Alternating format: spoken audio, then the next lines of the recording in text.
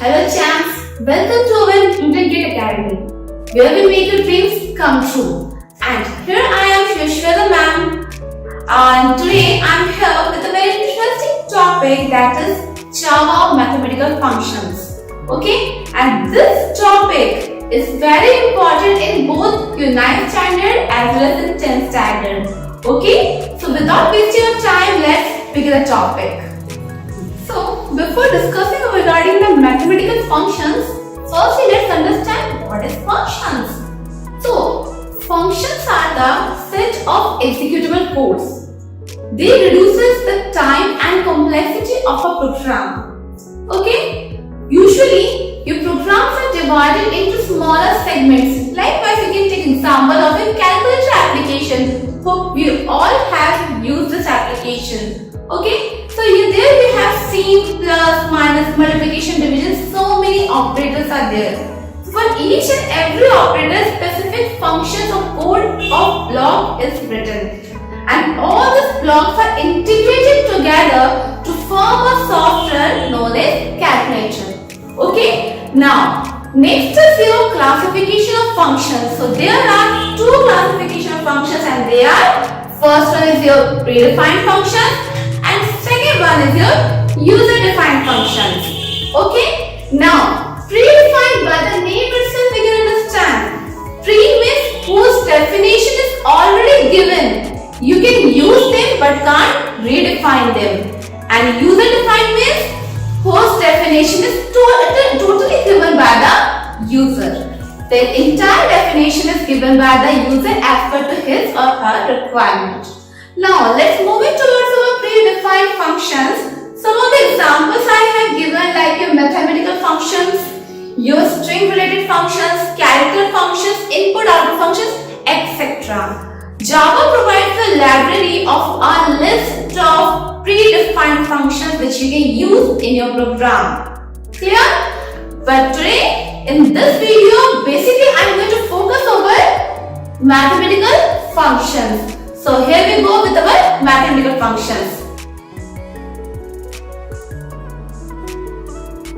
So now we are going to start our mathematical functions. So before working with the mathematical functions, firstly we should know about the math class, because the mathematical functions are the static functions which belong to class type, and for accessing them we need the math class. Okay. So these are the functions which are included in your syllabus. Okay. So now let's start one by one each and every function.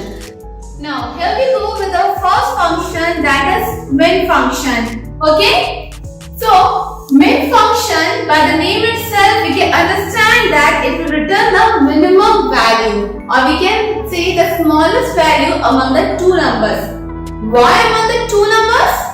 Because in case of min function, we can pass two parameters at a time. Okay? That's why it returns the smallest number of the two numbers. Clear? But I will show you how to find the minimum value among the three numbers also. But right now, the thing which we need to learn is, inside min function, we can pass only two parameters at a time. Clear? Now moving towards our next statement, that is a return type. The return type of main function is entirely dependent over the argument you have passed. Like if you have passed integer type of value, so ultimately it will give the result in integer format. But if you have passed the fractional value, so ultimately the return type will be either float or double. Clear? Next is the syntax. Syntax is the structure. Structure of main function is how we are going to use it. In this you can see that RT is return type. Okay, return type, then your VN stands for variable name in which you are going to store the result. Then as I told you, for working with a mathematical function, we need the help of math class. So that's why I am writing math. Now math and will be in capital letter Y because it is the name of a class. Dot min. Min is the name of a function. And inside the function I am passing two parameters, argument 1, argument 2. Both of the arguments will be separated by comma. Then your semicolon. Clear? So the following function will return the most minimum value among the two arguments. Clear? Now moving to example. So here I am giving you a very small example. Find minimum value among three numbers. Okay? As I told you that in min function we can pass only two parameters, but that doesn't mean that we can find only minimum value among two numbers. We can find how? Let's see. Here you can see I have declared three integer type of variable A, B and C. I will just assign some value in it. Now firstly I will find the minimum value among A and B. Then whatever the result I will get from A and B, I will compare that result with C. Clear? Now here we go. Int min1. Don't give variable name as min because min is the name of a function. It will generate error. That's why I have written min1 equals to math.min. Firstly I am comparing your A and B. So which one is the smallest value among A and B? 15, 23. Which one is the minimum value? Your 15. So inside main function what will be stored? 15. Clear? Now we will compare the result with the variable C. So here you can see min1 equals to math.min min1 comma C. Or if you want you can store the result in other variable also. Clear? In this way, now here from min1 what we have received 15 and what is the value of C? That is 16. Now which one is the smallest one? That is 15. So what is the final value of min? That is 15. So this is the output of our following code, that is 15. Clear? Also the concept of minimum is min function is clear to you.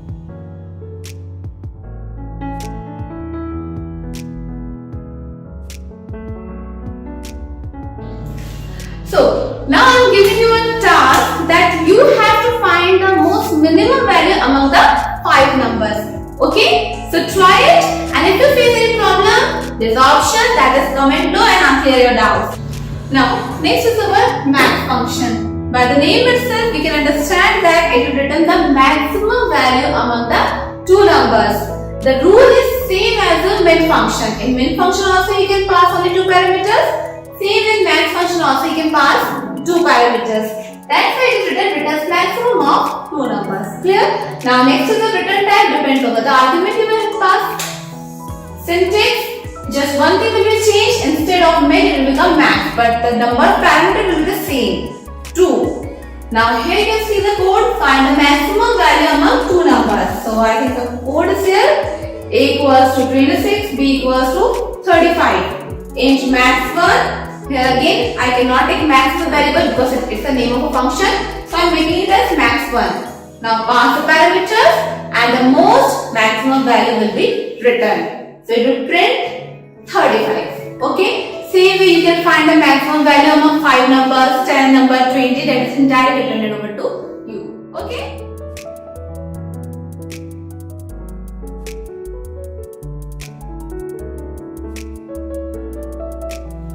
Now moving towards the next function, that is power function. Again, the name defines the definition of power function, returns the power of a given number. Okay, so returns power. How? Suppose I need to find the power of 2 to the power 2. So with the help of power function, we will use this. Okay, return type is double. In this, it is not dependent over the argument you will pass. It will always return the result in fractional format. So the return type will be double. Clear? Even if you are working with the integer value, it will return the result in a double. Clear? Now the syntax RT. Return type var variable name math dot power. Again you will pass only two parameters. A1 whose power we need to find and A2 how much. Clear? Now find the power of 2 raised to the power 3.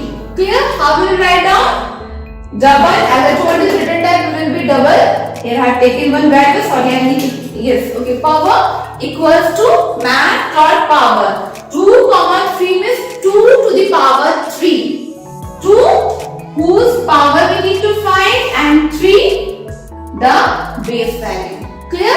So what will be the output? 8. Clear?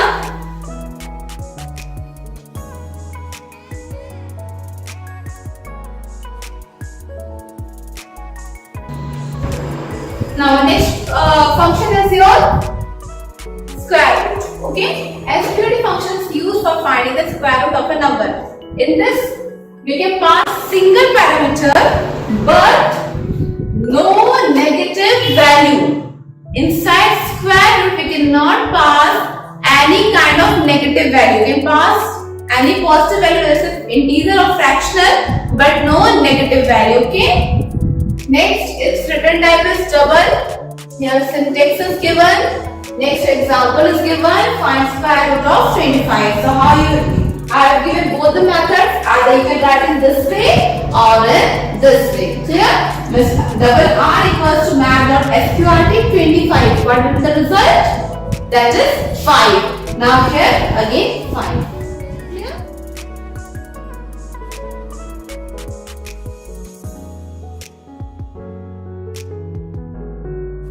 Our next one is your CBRT, which means cube root. Okay. So again, no negative value. Returns cube root. We know in this way, mathematically we used to present in this way. Cube root of 8 is 2. Next, return type is double. Syntax is before you. We can pass one parameter at a time. Clear? Now example, find cube root of 8. Clear? So cube root of 8 means double R equals to math.cbrt 8 or in this way. Clear?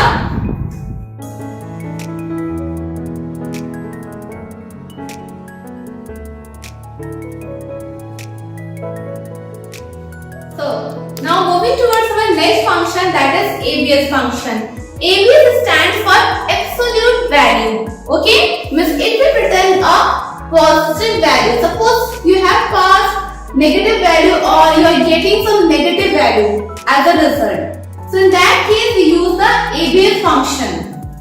As just now I told you in case of CBRT function and SQRT function, we cannot pass any negative value. Okay, but if I need to find the square root and cube root, in that case you can convert your answer or result in absolute value and then you can pass it as a argument for a square root and cube root function. Clear? Now here we go. Returns absolute value.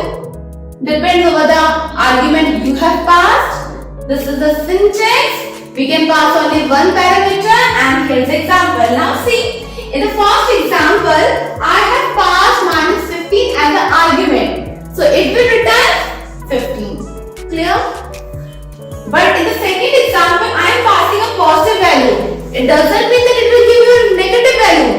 In this case also you will get the positive value. Okay? So this is the concept of ABS.